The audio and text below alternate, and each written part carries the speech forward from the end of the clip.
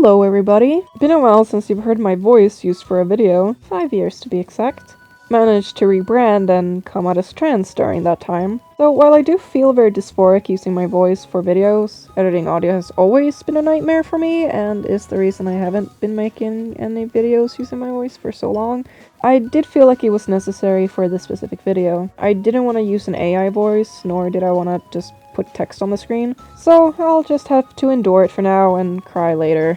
Anyways, today I shall be turning the Patient Zero cast into Pokémon. This is something I've been wanting to do for a very long time now, and I'm so excited to finally be doing it. One of my favorite art Poketubers is TrueGreen7. His videos where he designs Pokemon along with other artists are some of my favorite videos on YouTube in general. The creativity and skill these artists show in their designs is truly inspiring, and after binge watching a bunch of TrueGreen's videos, I just felt that intense spark of motivation.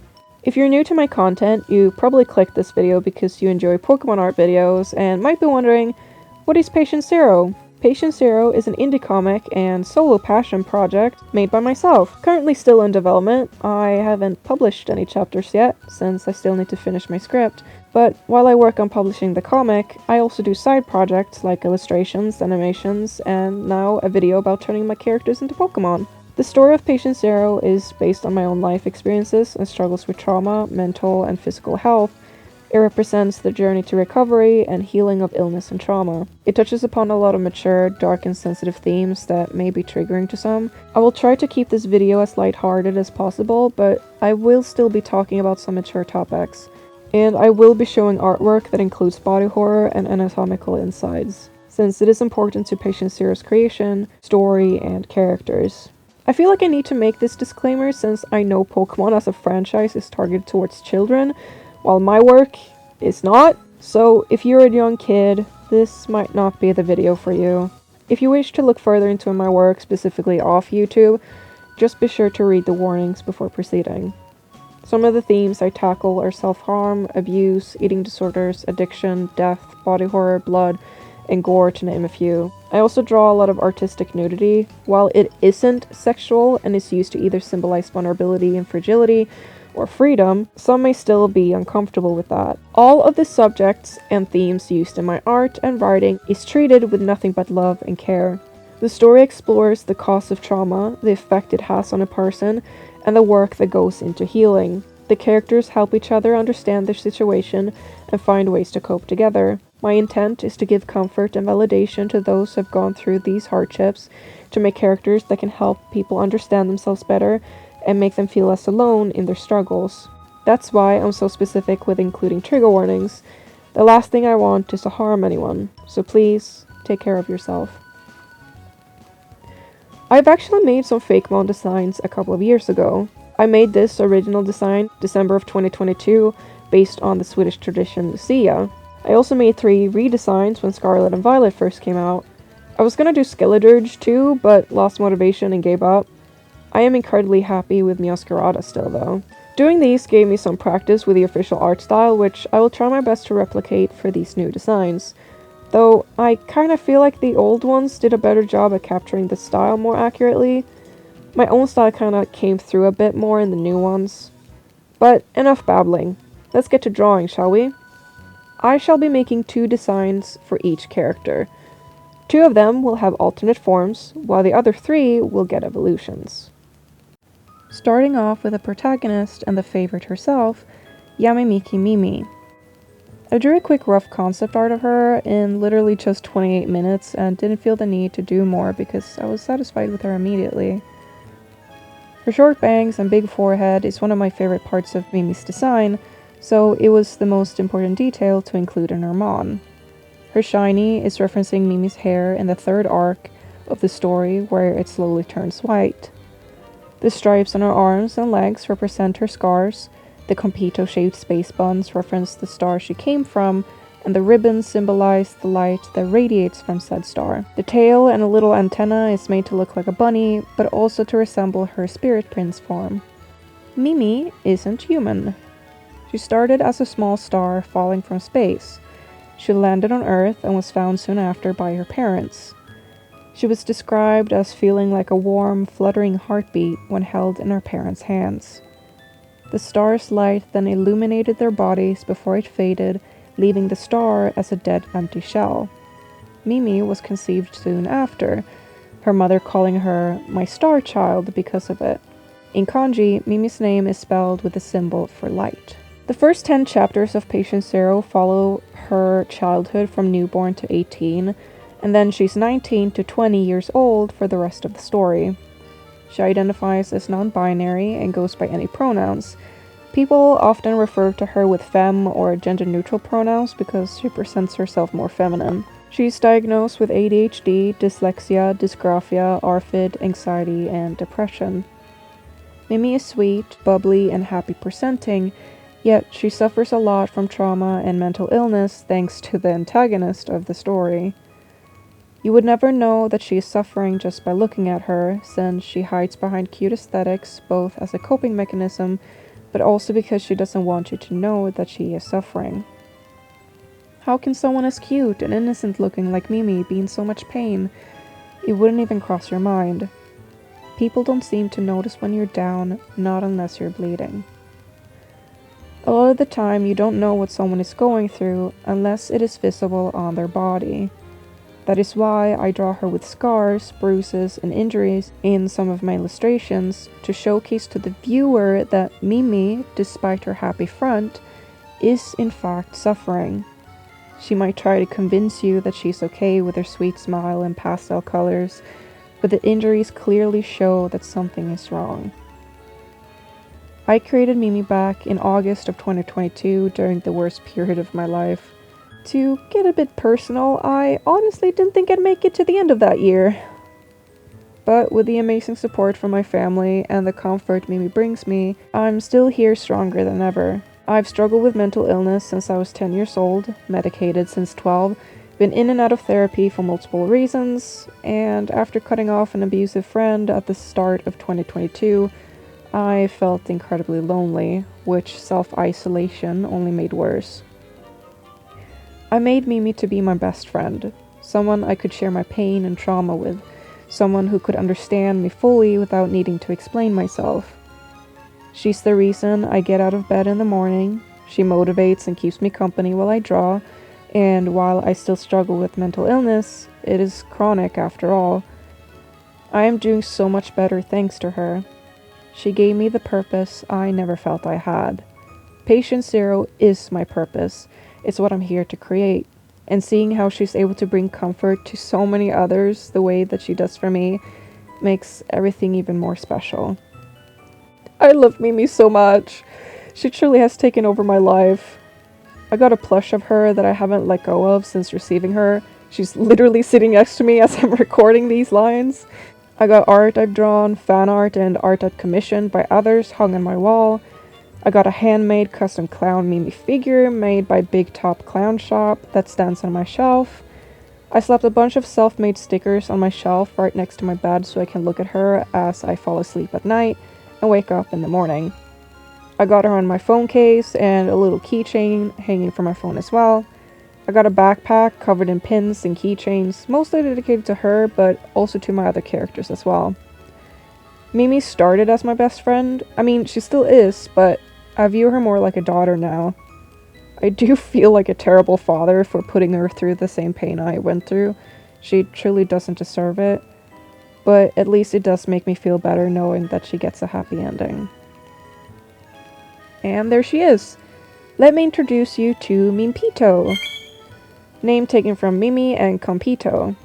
She's a fairy and electric type. She's a very friendly and naive Pokémon, happy to help any human and Pokémon in need. When Mimpito wraps her ribbons around someone's injury, she will begin to glow while sharing her energy with them. After a short moment, the wound will be healed. Small injuries only take a few seconds, while bigger ones take a couple of minutes. She gets super sleepy afterwards, and sometimes she passes out after healing a big wound. Her ability: Depression.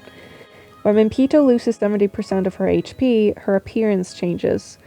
She loses her ribbons, along with a light in her eyes, now walking on the ground, too tired to float.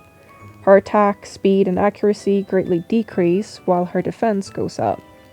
I'm not very good when it comes to stats and stuff, so I'm gonna be writing abilities more on lore and storytelling than power and accuracy to the game mechanics.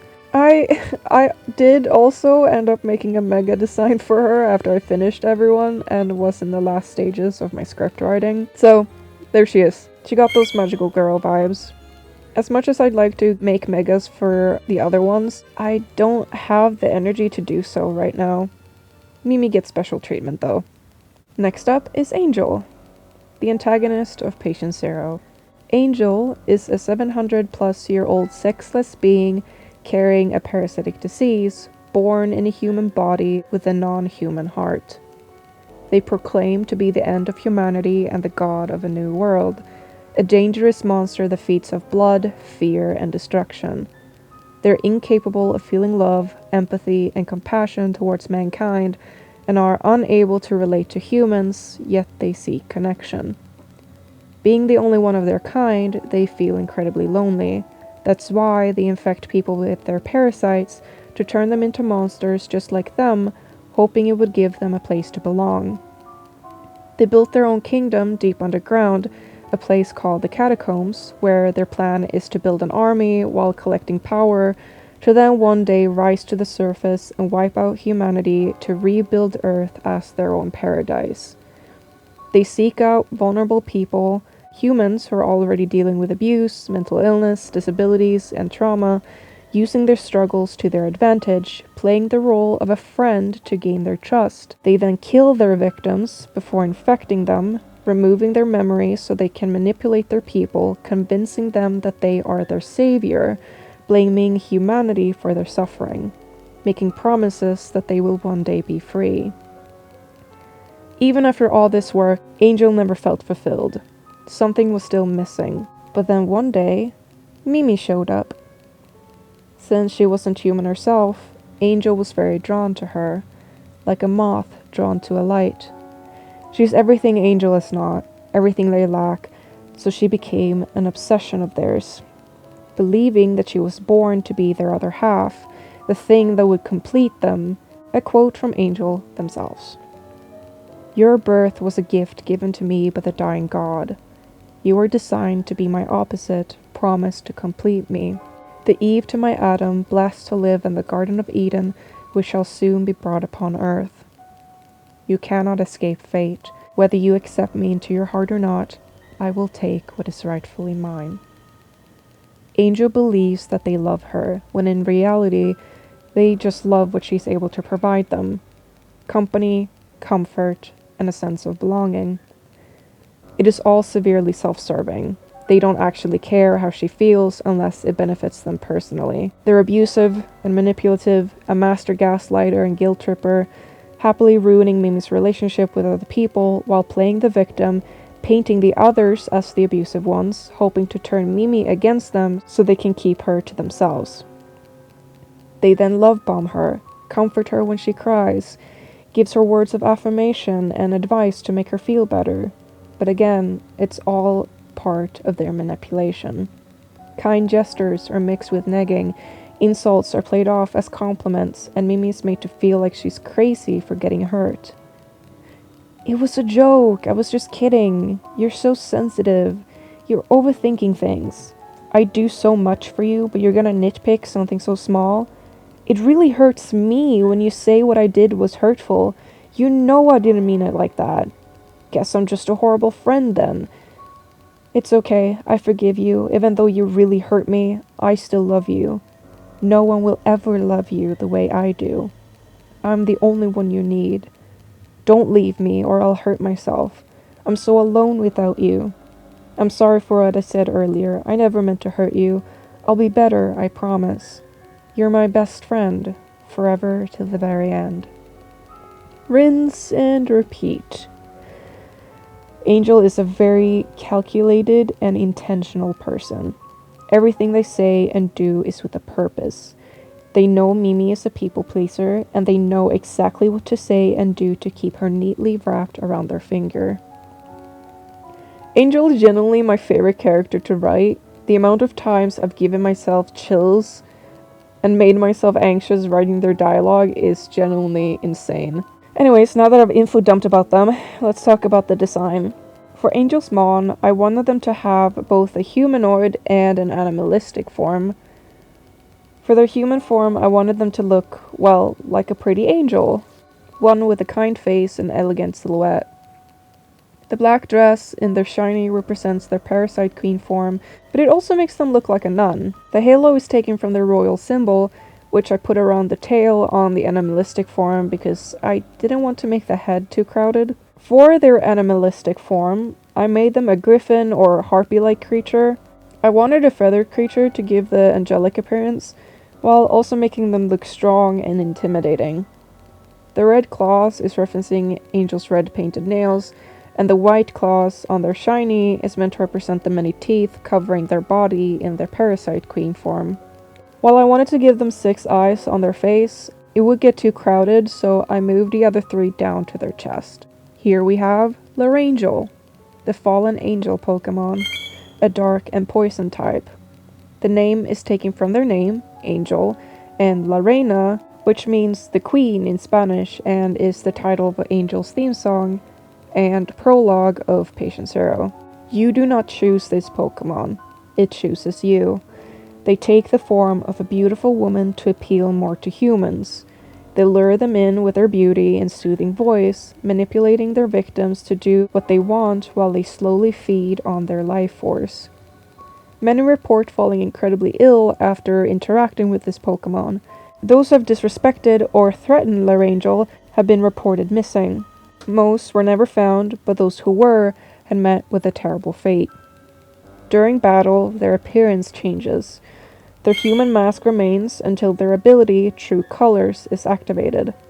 After losing 50% of their HP, their mask falls off, revealing their true face. Their attack and speed increasing greatly, while they also become harder to hit.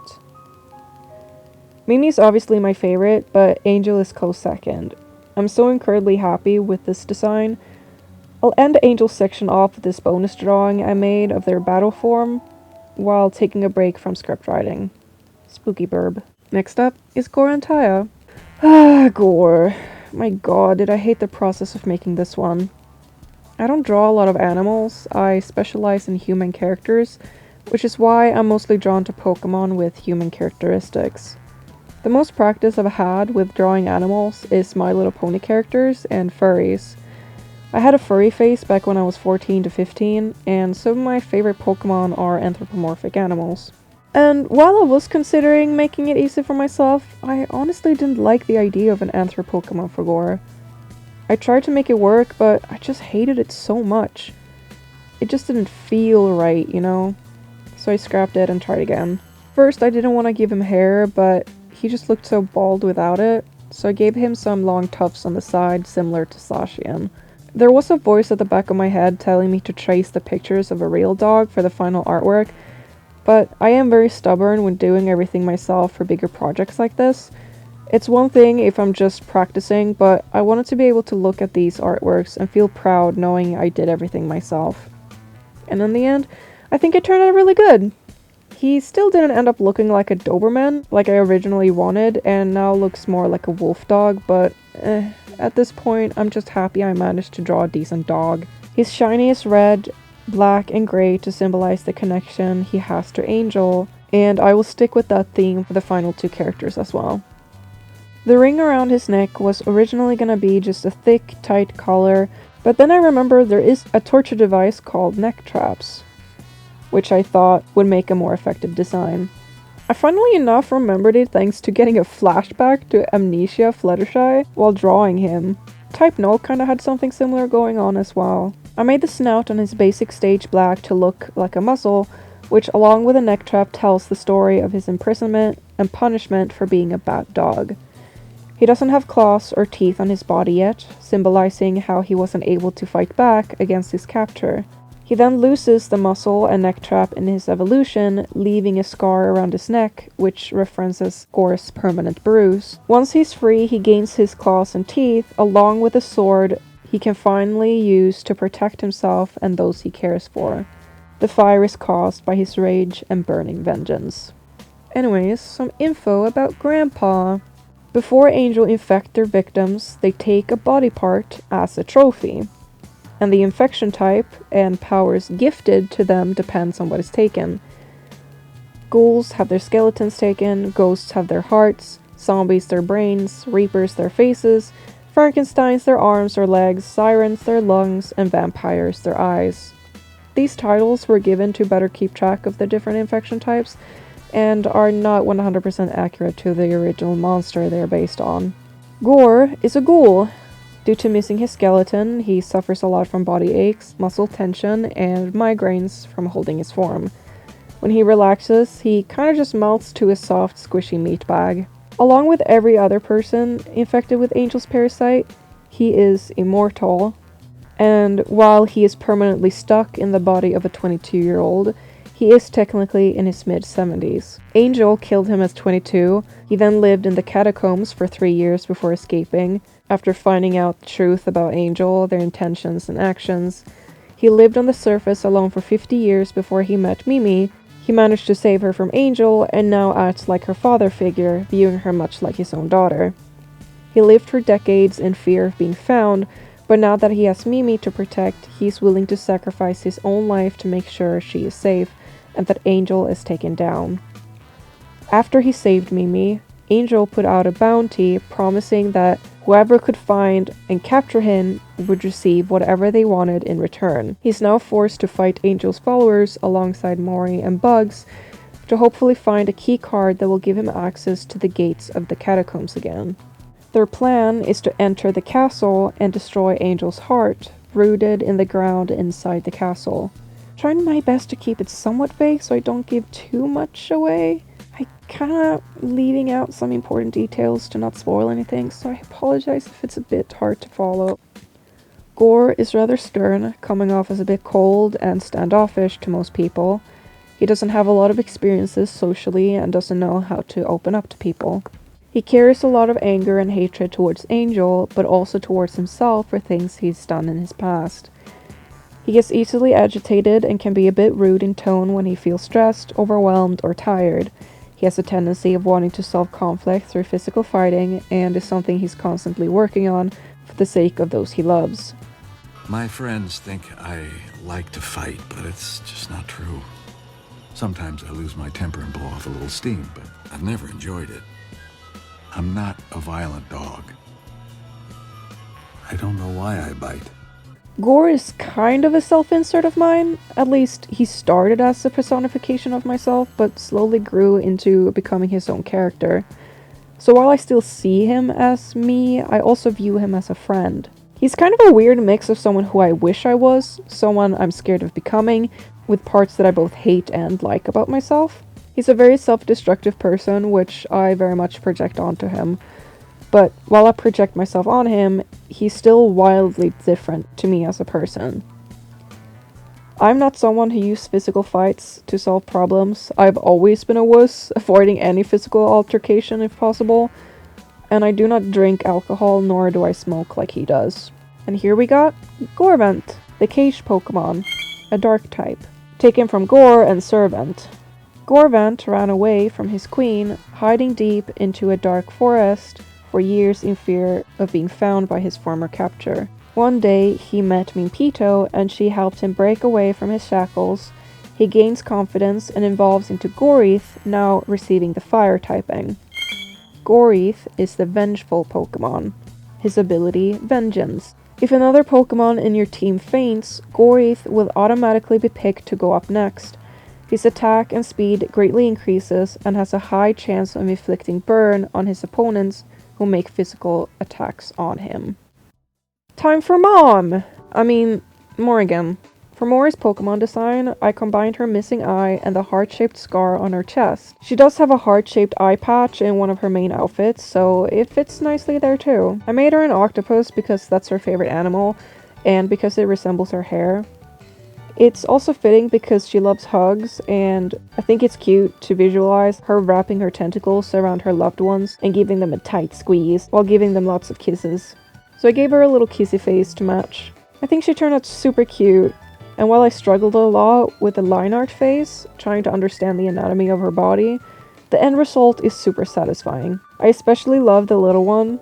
As you can see in the concept art, I took inspiration from Takuluka, and while it doesn't show in my concept art, Tangela and Tangrowth had definitely some influence on her design as well. I imagine her walking around on her back tentacle legs in her small form. Some info about Mori. She's a ghost, which means her heart was taken by Angel, hence the heart-shaped scar on her chest. While her heart was stolen, she still carries a lot of love in her chest. She loves hugs, and physical touch is her love language. Mori is the oldest, her default age is 24, and she plays the mother role of the group. She's also dating Gore, so they both have a mother-father relationship with Mimi. She's autistic, and her hearing is her most sensitive sense. Buzzing, ticking, high-pitched, and wet mouth sounds stresses her out, and on bad days can trigger a meltdown.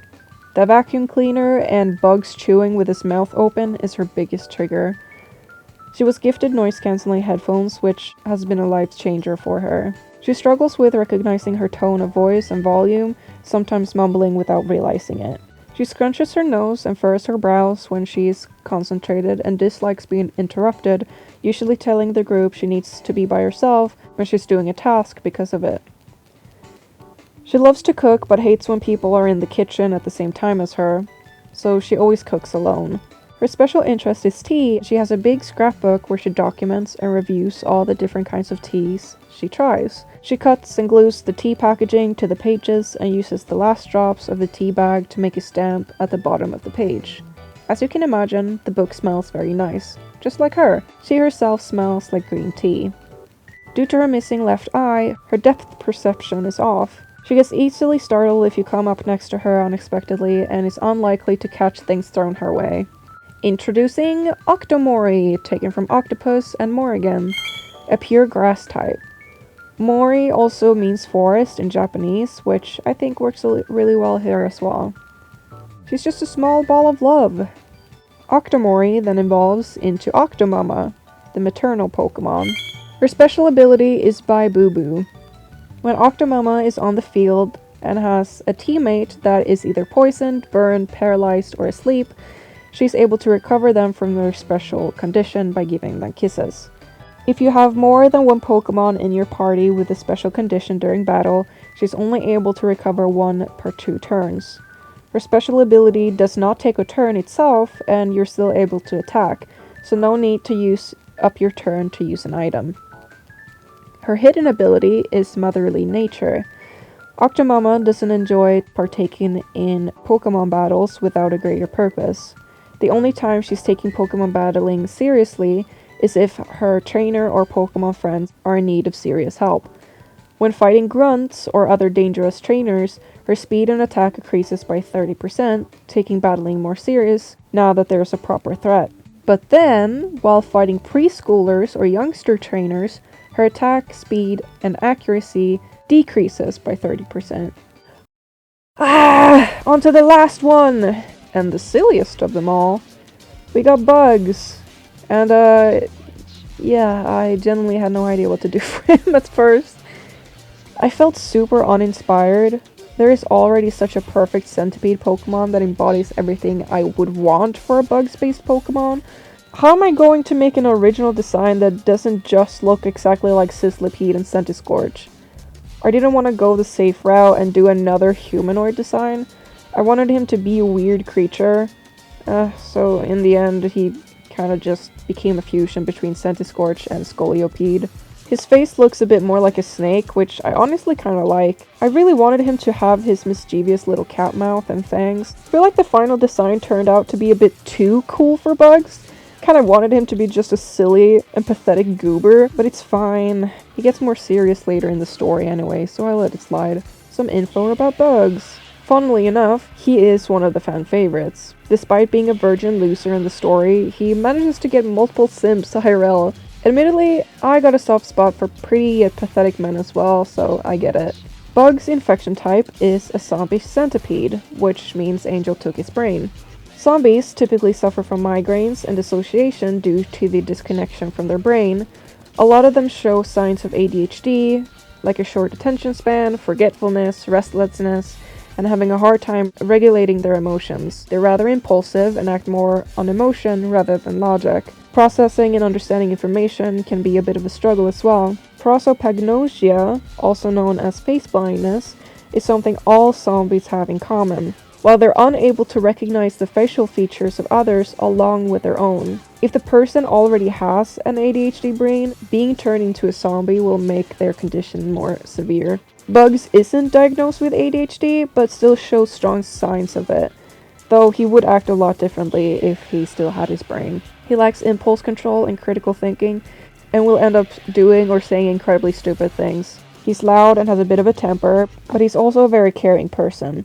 Bug struggles showing affection and tends to banter or play fight with people to show he loves them, which sometimes comes off the wrong way, where he ends up offending or hurting the other party. He always makes sure to give genuine apologies when that happens. His default age is 21 and acts like an older brother figure for Mimi.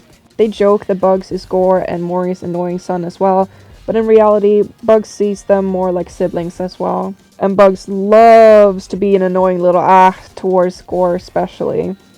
All he really wants is attention. He looks up to Gore a lot and messes with him because that's how he shows his love.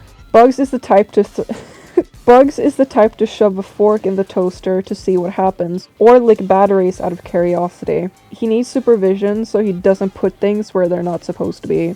He's extremely protective over Mimi, like an older brother, and while he is afraid of physical conflict, he would fight anyone who hurts her. And here we got Bug Spit, a ground and bug type. This Pokemon is all bark but no bite. It loves to annoy humans and other Pokemon, but runs away when it feels threatened. Its favorite move is to spit at others. It's not poisonous, harmful, or even used as an attack. It literally just spits to be annoying. In battle, you can use spit as an attack, but it is used as a taunt and doesn't do damage. Bug Spit's ability is Emergency Exit. When his HP drops down to 50%, he will retreat back into his ball. This is originally Golisopod's signature ability, but I thought it was so fitting for him that I stole it. Bug Spit then evolves into Bugipede.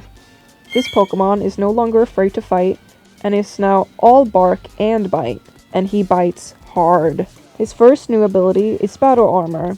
It protects him from taking extra damage from critical hits. His second new ability is Rough Skin. When Bugipede is hit by a move that makes contact, the attacking Pokemon takes damage. Again, these are also official abilities I joined. I was very exhausted from coming up with abilities and felt like these really fit his character.